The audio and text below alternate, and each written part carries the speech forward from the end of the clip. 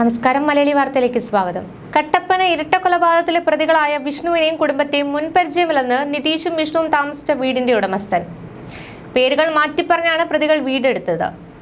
അമ്മയും പെങ്ങളും സ്ഥലത്തില്ലെന്നാണ് പറഞ്ഞിരുന്നതെന്ന് വീടിന്റെ ഉടമ പറയുന്നു. 2023 ജൂൺ 23-നാണ് പ്രതികൾ വാടക വീടെടുക്കുന്നത്. വിഷ്ണുവും വിജയനും ചേർന്നായിരുന്നു വാടക വീടെടുക്കാൻ വന്നത്. അമ്മയും സഹോദരിയും കണ്ടില്ല. വാടക വീട്ടിലേക്ക് ഉടമ ചെല്ലാതിരിക്കാൻ വാടക പണം വീട്ടിലെത്തിച്ചു നൽകിയിരുന്നു. ഒരു തവണ നിതീഷും വിജയനും ചേർന്നാണ് വന്നതെന്നും നിതീഷിനെ കസിൻ എന്ന് പറഞ്ഞാണ് പരിചയപ്പെടുത്തിയതെന്നും വീട്ടുടമ പറയുന്നു. വാടക വീട്ടിൽ പലതവണ എത്തിയപ്പോഴും ആരെയും കണ്ടിരുന്നില്ല. നിതീഷിന്റെയും വിഷ്ണുവിന്റെ പേരുകൾ മാറ്റിയാണ് വീട്ടുടമയോട് പറഞ്ഞിരുന്നത്. വിഷ്ണുവിന്റെ പേര് അജിത്ത് എന്നും നിതീഷിന്റെ പേര് ആദ്യം ശ്രീഹരി എന്നും പിന്നീട് പ്രണവ് എന്നുമാണ് പറഞ്ഞിരുന്നതെന്നും വീട്ടുടമ പ്രതികരിച്ചു. കേസിലെ മുഖ്യപ്രതിയായ നിതീഷുമായി പോലീസ് വിശദമായ തെളിവെടുപ്പ് നടത്തുകയാണ്. വിജയനെ കൊല്ലാൻ ഉപയോഗിച്ച ചുറ്റിക പോലീസ് കണ്ടെടുത്തു.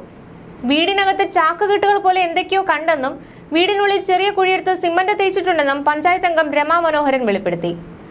കൂടാതെ വീടിനുള്ളിൽ പൂജ നടത്തിയ ലക്ഷണങ്ങളുണ്ടെന്നും രമ പറയുന്നു. കട്ടപ്പന കക്കാട്ടുകടയിലെ വീടിന്റെ തറ കുഴിച്ചുള്ള പരിശോധനയും ഇന്നുണ്ടാകും. പ്രധാന പ്രതിയായ നിതീഷിനെ ഇന്നലെ രാത്രിയിൽ തന്നെ പോലീസ് കസ്റ്റഡിയിൽ വാങ്ങിയിരുന്നു. തുടർന്ന് ഇടുക്കി എസ്.പിയുടെ നേതൃത്വത്തിൽ ചോദ്യം ചെയ്തു. മോഷണക്കേസിൽ ഇയാളുടെ ഒപ്പം പിടിയിലായ പ്രതി വിഷ്ണുവിന്റെ സഹോദരിയുടെ കുഞ്ഞിനെയും പിതാവ് വിജയനെ കൊലപ്പെടുത്തി കുഴിച്ചുമൂടിയെന്നാണ് നിതീഷ് കുറ്റസമ്മതം നടത്തിയത്. കേസിൽ വിഷ്ണുവിന് പങ്കുണ്ടെന്നും പ്രതി വെളിപ്പെടുത്തുകയായിരുന്നു. വിജയനെ ചുറ്റിക കൊണ്ട് തലക്കടിച്ചാണ് പ്രതികൾ കൊലപ്പെടുത്തിയത്. വിജയനെ കൊലപ്പെടുത്തിയ കേസിൽ ഭാര്യയും മകനും ഉൾപ്പെടെ 3 പേർ പ്രതികളാണ്. നിതീഷ്, വിജയന്റെ ഭാര്യ സുമ, മകൻ വിഷ്ണു എന്നിവരാണ് പ്രതികൾ. നവജാത ശിശുവിനെ കൊലപ്പെടുത്തിയ കേസിൽ നിതീഷ്, വിജയൻ, മകൻ വിഷ്ണു എന്നിവരും പ്രതികളാണ്. കയ്യിലിരുന്ന കുഞ്ഞിനെ വിജയൻ കാലിൽ പിടിച്ചു നൽകിയപ്പോൾ നിതീഷ് മൂക്കും വായും തുണി കൊണ്ട് മൂടി ശ്വാസം മുട്ടിച്ചാണ് കൊലപ്പെടുത്തിയത്. കുഞ്ഞിനെ കൊന്ന് തൊഴുത്തിൽ കുഴിച്ചുമൂടിയെന്നാണ് പ്രതികളെ മൊഴി.